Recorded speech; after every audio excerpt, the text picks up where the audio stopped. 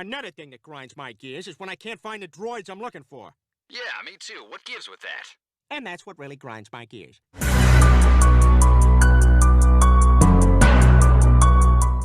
guys. So tonight I'm going to be doing the no disclaimers tag. So it's my turn to give some unpopular opinions or be grumpy about books. I'm usually not grumpy, and I was tagged for this by the grumpiest person I know on booktube, and that would be Klaus from the Contradictorian. I'll post his channel down below. He is hilarious when he rants, so I hope everyone goes and checks out his channel. I'm sure you already have. This book tag was hard for me because I don't know, I'm learning to be more critical about books, but it takes a lot for me to really hate on a book, and it takes a lot for me to DNF something. I don't think I've DNF'd a lot of things in my entire life pretty much. So it took a little while for me to think about the answers to some of these questions, not all of them, but some of them. So the first question is, what trope in books annoys you the most? And this one, I hate when characters are resurrected in books. I absolutely hate it. If you're going to kill a character off, you better make it count. It's supposed to have an impact on you as a reader. It's supposed to have an impact on the characters in the story, whether good or bad. And I especially hate resurrections when it's a character that you love and that other characters in the story love, and then it really affects those other characters. Like a love interest dies, or one of the main characters, and it completely upsets the whole party, or it really causes one of the characters to go through all this grief, and then they're transformed and they have this character arc that follows this and deals with loss and grief, and that changes things for them. And when you bring back a character that you killed off in that way, like, you're undermining half the story you wrote. And you're completely undermining and ignoring this arc that you built for this character because all the changes that they went through, it's almost as if the death never happened and the character who was dealing with their grief, well, it kind of just goes back to this happy ever after, or, oh, my true love is back. So if someone's going to bring a character back, they better make it count. They better let the character really still have that character growth and make it work within the story. Like, if you're going to bring someone back, don't let it be for naught. So that's one thing that I really, really hate in books. Second prompt is, which writers do you feel are overrated or overhyped? I feel like I'm gonna get some hate for this one. I really do. So don't hate me. Don't hate me. I'm not saying they're bad. I'm just saying that I don't think they're as groundbreaking or wonderful or addicting as a lot of people seem to think. And my first one would be Robert Jordan. And I know The Wheel of Time is so many people's favorites. And I respect that. I really do. When I was younger, I tried reading The Eye of the World like 3 separate times. And this was like when I was a senior in high school. I'd been reading a lot of things. I'd already read like The Wayfarer Redemption, The Belgariad, Lord of the Rings. Like, I wasn't some baby reader who didn't really have experience with large, high epic fantasy stories. And so I couldn't connect with the story. I didn't like Rand. And so I tried to read it again like 6 months ago, and I had the same issue. I didn't feel invested. And I guess I didn't feel like I wanted to really try another giant, like, 14 book series if I couldn't get invested in the first book. So I don't know. For me personally, I feel like Robert Jordan's a little overhyped. I mean, there's people out there like Daniel Green who are saying he's the best writer to ever exist, blah, blah, blah. Like, I don't really know about that. I don't agree. Anyway, my second person for this, and I'm also probably going to get flack for this, is Sarah J. Maas. Now, I read A Court of Thorns and Roses earlier this year for the Ellen Challenge, and I have also read the first 3 or 4 books in the Throne of Glass series. And while I didn't think Throne of Glass was bad, like for a YA series, I thought it was fairly good. I don't like Sarah J. Maas's. I feel like, okay, it was really good, but I feel like there were a lot of things that I found were repeated from the Throne of Glass series into A Court of Thorn and Roses. And maybe I should say, did she write them the other way around? I don't know, but I just felt there were a lot of story similarities and character similarities between Selena and, oh, what's her name? Farah. And the only thing that I felt was really that much different for the women is like you have these like sex scenes and stuff in A Court of Thorn and Roses.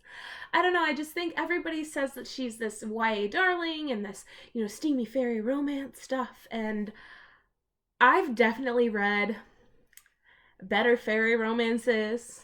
I've read better YA series. And I just think that her books are pretty and they're easy to read, but I don't think she's the best. If I'm going to pick a YA author that I think is amazing, I'm going to pick Rosario Munda, as I feel like she does such a better job of fleshing out her stories than Sarah J. Maas does. Anyway, the third prompt is, what are your least favorite books that you've read since joining BookTube? And so I have not been on BookTube for very long. It's been like a month and a half now.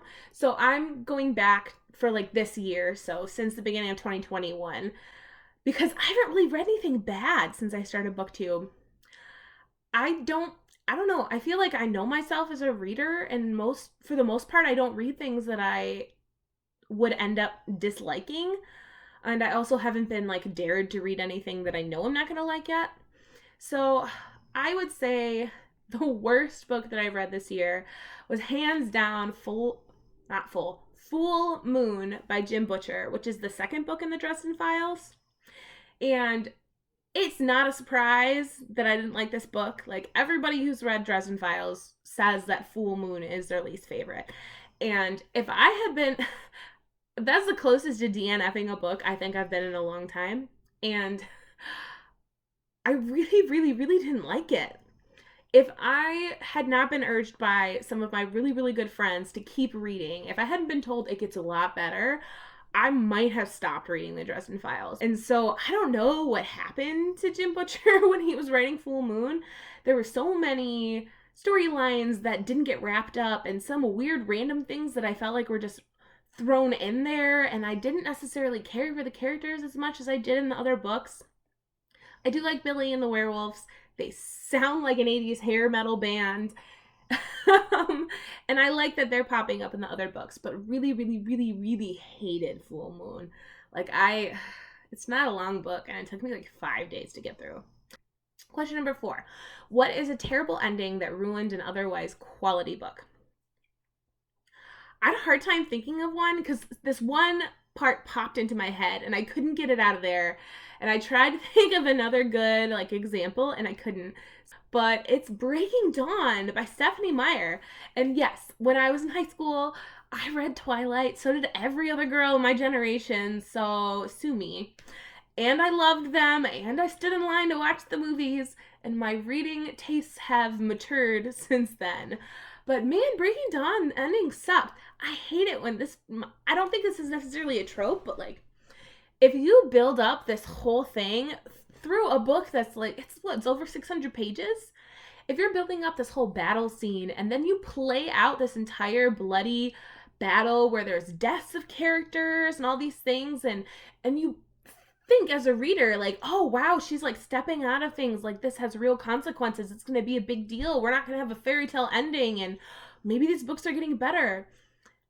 And then, joke's on you, it's all a dream and none of it happened. Why would you do that? Why? It's such a letdown. The whole ending of the book was such a letdown. And I feel I don't know if she just had a lot of pressure to write a good ending, or if she felt like people would hate her if she killed off Jacob or Alice or something. I'm trying to remember who actually dies in the vision, but I don't know if she was afraid people were gonna hate her and not want to read the books, or revolt if she killed off characters. But It's so dumb. Why would you do that? If you are going to be an author, never use that. Never make a whole, like, 200-page thing a dream. It's dumb. Don't do it. Okay. Question number 5. Which fictional characters do you wish were not killed off? It's kind of hard to answer this question without spoiling anything. So if you don't want spoils for the Six of Crows duology and you don't want spoilers for the Red Rising trilogy, just cut to the next question. I'll have them down below. Just because, like, how do you answer this question without spoiling something? So the first one would obviously be Matthias, or Matthias. I would call him Matthias, from the Six of Crows duology. He gets killed in Crooked Kingdom, and it just, the way that Leigh Bardugo did it, it just seemed like she just like threw him away, because it wasn't in any sort of big battle. Like, he had already done his part, and he was just gunned down by some Fjerdan from the last book, and it just, I think I did throw my book down off the couch when I read this part. I was so mad. Like, him and Nina had finally, like, been able to be together, and oh, it just made me so mad because I love them. They were my favorite. Well, no, I love Kaz and Inej too, but they're so good, and I loved them together, and I wanted Nina to have her happy ending, and she took it out of our fingertips by killing him for absolutely no reason. And so why would you do that? Anyway, I digress. My second character that I really wish was not killed off was Pax O'Telemanus from Red Rising. I loved Pax. He was just this big, giant, like, he kind of reminded me of like a Hagrid, only, you know, much younger and much stronger. And I love all of the Telemanuses. I think they're my favorite characters from the Red Rising trilogy. And the effect that Pax's death had on both Darrow and Mustang, like, it hurt me so much. I was so sad. And then when you get to the end of Morning Star and you find out that Darrow's son was named Pax and that Mustang named him after, oh, I cried. I did. There were tears that were shed. It was just so sweet. And at least there was this thing, like this sweet thing that happened, and the memory of Pax would continue on, and I just thought that was really sweet. So I didn't hate that as much as I hated them killing off Matthias in Crooked Kingdom, but I still was really sad.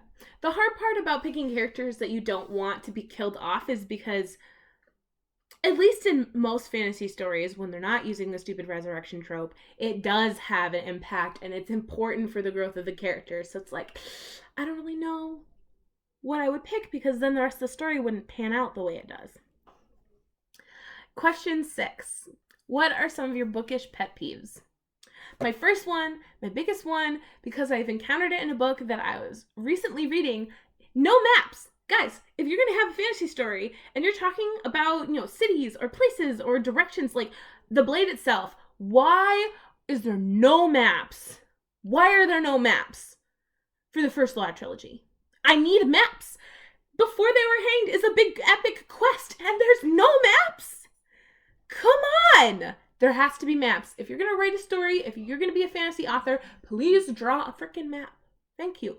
Even Rosario Munda from the Fireborn, the Aurelian cycle, like, she doesn't have a map in the books, but at least she decided afterwards, you know, maybe I should write a map, and then she put it on her website. So if you want to, you can go look at the map, which I did, because I have to know where people are. I don't like having to figure it out in my head. Anyway, the second one, this is probably pretty common. It's not like a story thing, but it's when stupid stores like Meijer's or any other grocery store or like Target or whatever, they put stickers on the front of the books and they don't peel off, and they leave that residue, or heaven forbid, you peel it off and it rips off part of the cover. I just want to throw things. I'm usually not this violent. I didn't realize that I had so many things that made me grumpy. And now I feel like maybe I shouldn't tease Klaus so much because I'm grumpy and just hold it inside often. So, and my last one is when the author's name is like gigantic on the book and the actual title isn't. Hold on, I will show you an example. Okay, so my example of this is, okay, look at this book, Sleep in the Sea of Stars. Yes, his name is very big at the bottom. This is not what bothers me. At least you can see the title on here. And this is a gorgeous book. This is a beautiful book. But then you put the book on your bookshelf and bam! Is that a title? Is this a title of a book? No, this is not a title of a book. This is the author being self-important. This is an author caring more about the fact that you know who wrote the book than you know the title of the book. I'm gonna look on my shelf and be like, what the hell book is this? I didn't buy this book. What title is Paulini? And then I'm gonna sit there and be like, oh yeah, that asshole who put his name on the spine of the book instead of giving a crap about whether or not I knew which book it was. Yes, that pisses me off. I'm really getting my grump out right now, guys. So question 7, what are some books that you feel should have more recognition? So now I can't be grumpy. I'm going to talk about things that I enjoy. Yay. I don't like talking about things that make me upset. The first book series that I would say is definitely the Wayward Children series by Shauna McGuire. I feel like it's criminally underrated at this point. Shauna McGuire is a really prolific author. She's written so many things. She has 3 names that she writes under. Mira Grant is one of them, and I want to read some of her stuff. She has apparently a horror mermaid book. That sounds really good. But the Wayward Children series is about children who go through, magical portals into magical worlds, think Alice in Wonderland type stuff. And what happens when they come back home? And how does it affect them when they come back and can't find the portal again, or no one believes them about what they've undergone, or they're completely changed, or even for one of the children, they're an adult when they come back and they've lost their whole childhood and their family thought they were dead pretty much. So I love thinking about the consequences of that. And because it's portal fiction, every book you go to a different world. And I love that. I think it's so much fun. Shauna McGuire has such an amazing imagination, and each of the stories are wonderful. Every other book is one of the main present story that's happening. And then the filler books and the in between are all standalone stories. And so you don't have to have known anything before. And they kind of give stories of characters that you might know in the continuing story, giving background information, or it's just new people that you've never met before.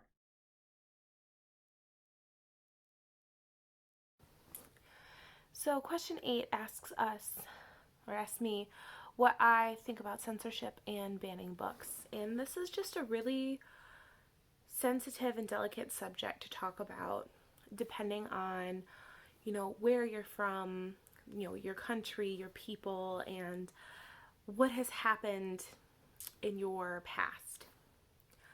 Now, I debated whether or not I even wanted to answer this question, because in different situations it can be so polarizing, but I didn't feel right not expressing my opinion.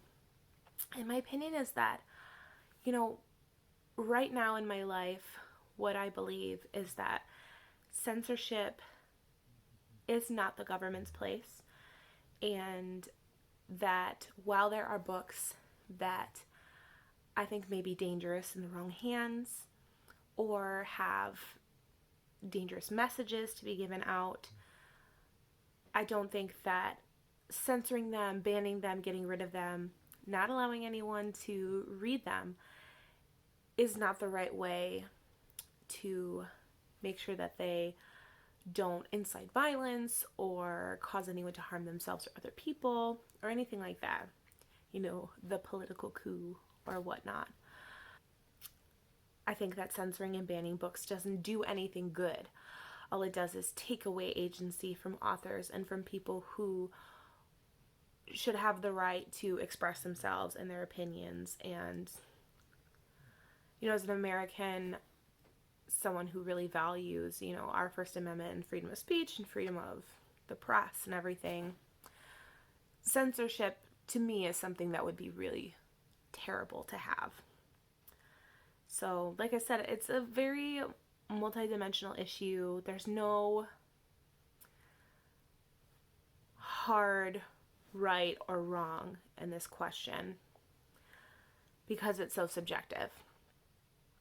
I'm not the kind of person who goes around saying this is the right answer, that is the right answer for pretty much anything. Because there's so many times where there's a gray area and where we need to look at intent and we need to look at consequences, and it's just so rare for things to be black and white, good or bad. So I guess that's the best answer that I can give you. Me personally, I do not believe that censorship is the right way to go. I would not ever ban a book or get rid of it from the public eye.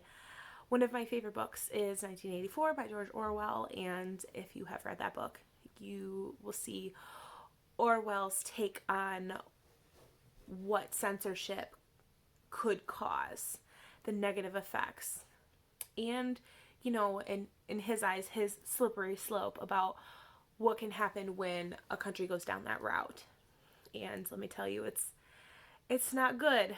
So yeah, that's my answer. And the last question is going to be tag someone. So I have 3 people I'm going to tag, and the first one's going to be Pete from Ponderings of Pete. Second one is going to be Evie from She Was Only Evie. And the third one's going to be Tom from Tom's Thoughts. His is a new channel. You should go check it out.